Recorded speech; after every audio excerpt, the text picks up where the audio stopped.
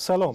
امروز در برنامه یک مهمانی غیر مقرری داریم. مهمانی امروزه ما یک دختری است از لیتوا که پدرش را در تاجیکستان میجوید. یورگیتا افگول ظاهرا فرزند یک سرباز تاجیک است که سالهای 1972 تا سال 1974 در شهر پلانگا در لیتوا در صف ارتش شوروی سابق خدمت کرده است و او از شما بینندگان عزیز میخواد در پیدا کردن پدر به او کمک کنید. اوگیتا میگوید فقط نسب پدرش را میداند ولی هیچگاه او را ندیده است و عکسش را هم ندارد. Я ищу отца, попросить вас помочь найти отца. من پدرم را میجویم و از شما خواهش میکنم به من کمک کنید پدرم را که در تاجیکستان است پیدا کنم. نسب او کریموف است. من نامش را نمیدانم، فقط همین را میدانم که رفیقانش در لیتوا او را ایدیک نام میبردند.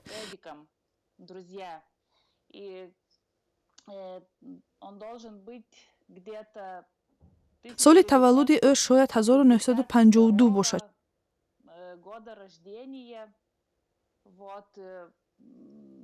سالهای 1972 تا سال 1974 در ارتش خدمت میکرد.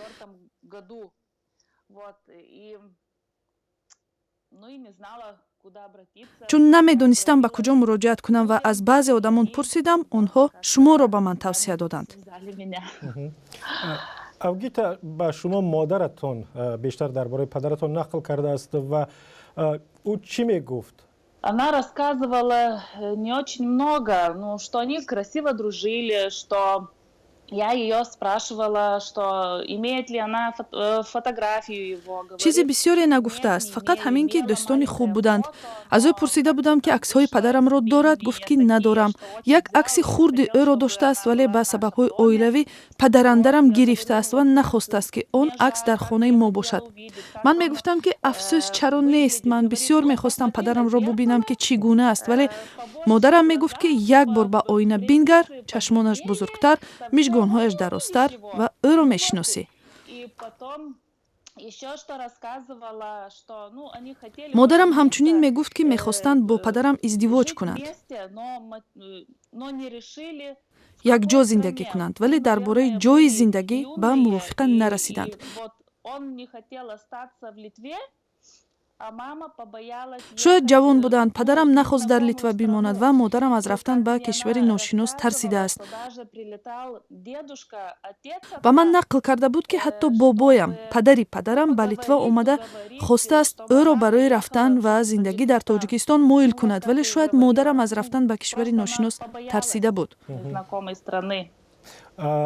آنها چند سال با هم بودند؟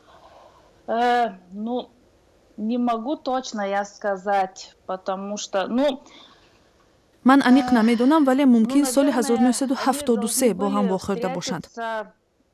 1973 پدرم بهار سال 1974 بازگشته به تاجیکستان رفته است و من زمستان همان سال تولد شدم. Потому что уже на Новый год родилась я. نمیدونم چند سال با هم بودند ولی نه بیشتر از 2 سال خدمتش. Конечно, не больше, чем была армия.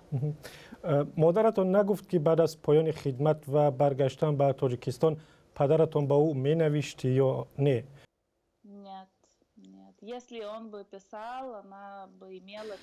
نه نمی نوشت، چون که اگر می نوشت نامه هایش را می داشت. بسیار افسوس می خورد که دربارش کم می دانست.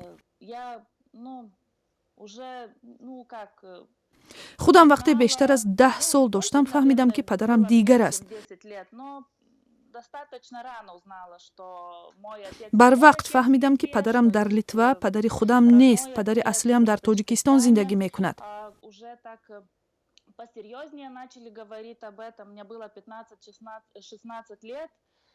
وقتی 15-16 ساله شدم سالهای 1990 بود، در این باره دیگر جدی صحبت میکردیم. مادرم میگفت نمیداند به کی و کجا مراجعت کند و فهمیدم که در کشور شما آن وقت جنگ بود و میگفت که ممکن است در این وقت چیزی پیدا کردن مشکل باشد. فقط نام و نسب و سال تولدش را میدانستم. سال تولدش را هم فقط بر اساس سال خدمت و سال تولد خودم تخمینی میدونم. من 31 دکبر سال 1974 تولد شدم ولی 1 ینوری سال 1975 نوشتند. только такие сведения. شما حالا عکس‌های مادرتون رو دارید که اونها رو نشان میدادید؟ Да, есть. бале дорам, ҳоло ба шумо нишон медиҳам. Там одно так, сейчас я вам покажу. Это... Да, красивая у вас мама. Спасибо. مادرتون زیبا است. Вот, она ин ещё акси дигараш другое. аст. Бо бародараш акс гирифтааст. ӯ бо бародараш дугоник буд. ӯ мӯйҳои рӯшан дошт. Мӯйҳаш тиллоӣ набуд. Мӯйҳашро он замон шояд рӯшантар Вот, карда может буд. быть, так будет видно больше. Она здесь светлыми волосами, ну просто یعنی پدرندرتون شما رو بزرگ کرد و تا 10 سالگیتون به شما چیزی نگفته بودند. да, ну я так, ну около 10 лет. бале назад, тавре ну, гуфтам то говорю, 10 солагӣ. рано я аз ин узнала, пеш ҳам потом мефаҳмидам ва было бароям очень аҷиб буд ки странно, чаро ман мӯи сиёҳ что дорам, вале дар хонаи мо что я касе мисли ман тёмная, нест. в семье нет таких темных, что даже в дар садике кӯдакистон уже ҳам начались гапҳои носазо такие, мегуфтанд ва что ман гирия тёмные мекардам. такие, ну, обзывки всякие, ну, плакала от них. барои ҳамин суол пайдо шуд ва ман аз модарам пурсидам ки чаро ин гуна аст ва модарам ба ман нақл кард. Я спрашивала маму, и она мне рассказала, что так есть. Я даже могу свое фото показать, вот было бы такое. хорошо. метавонам акси хурдиамро нишон диҳам. Ин гуна хурд будам ва бисёр ҷиддӣ будам. Серьезная очень. ягон рафиқи тоҷик, дӯсти тоҷик доред? Нет, вот,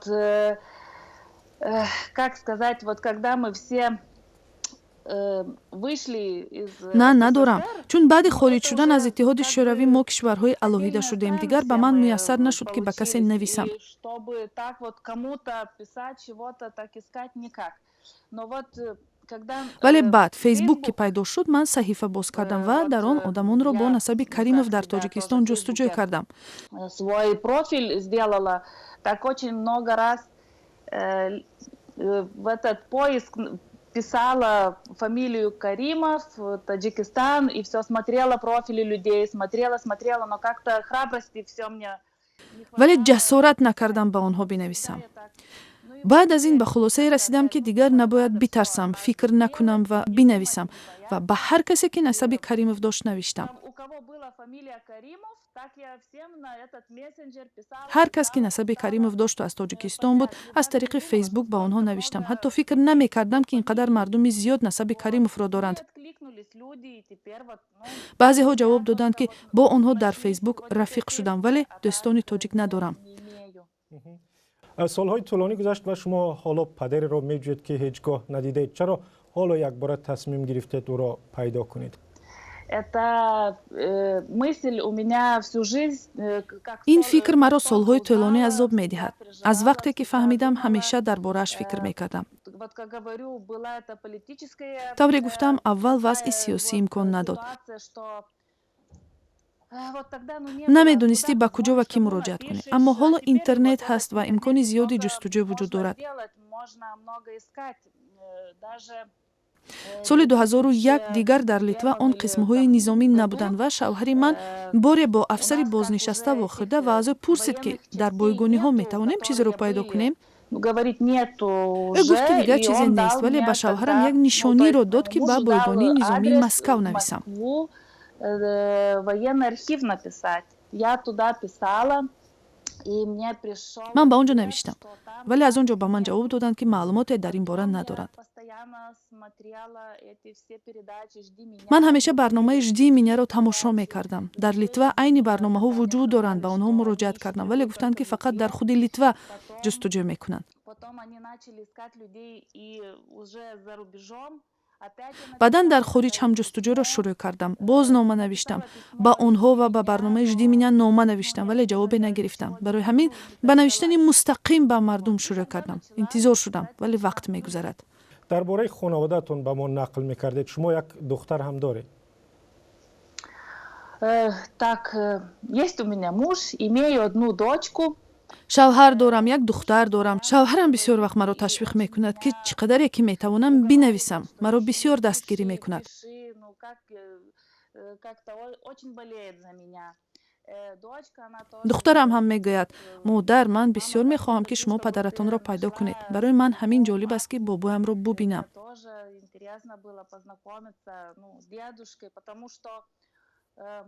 тавре ман гуфтам, модарам Янина Первая 16 сол пеш даргузашт.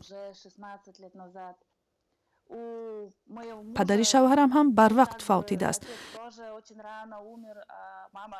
модараш низ чанд сол пеш даргузашт. духтарам барои ҳамин мегӯяд ки бубинед, мо ҳеҷ кас надорем, на бобо, на биби. ҳамаи ҳамин чизҳо бисёр ҷамъ шуд ва барои ҳамин бисёр мехоҳам ӯро ёбам. мехоҳам решаҳоямро пайдо кунам, бубинам пешинёнам кӣ ҳастанд, гузаштаҳоям кӣ ҳастанд.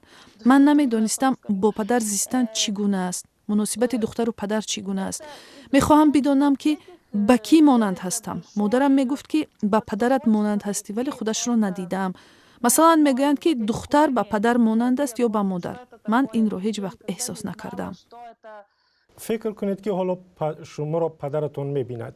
шумо ба ӯ чӣ мегуфтед агар шуморо медид?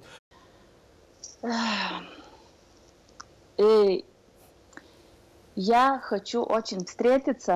Я надеюсь, что ман бисёр мехоҳам туро бубинам. умедворам ва фикр мекунам ки як сюрпризи шодиовар хоҳад шуд.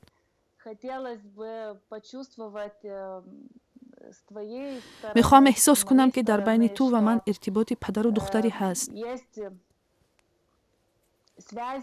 сахт аст чизе гуфтан, вале умедворам хурсанд мешавад ки ман ӯро ҷустуҷӯй дорам ва мехоҳам бо ӯ мулоқот кунам. Трудно что-то даже сказать. шумо ҳоло дар телевизион ҳастед ва агар ба онҳое ки шуморо мебинад муроҷиате доред, марҳамат бигӯед. Я хочу сказать, если вы можете, если вы, может быть, слышали историю, чтобы... мехоҳам ба шумо муроҷиат кунам ки агар шумо метавонед, шояд ин гуна қиссаро шунида бошед. Людей об этой ситуации как-то трудно. шояд аз мардум мепурсед, мушкил аст гуфтан барои ман, аммо пурсед ва агар чизе фаҳмидед, хабар бидиҳед.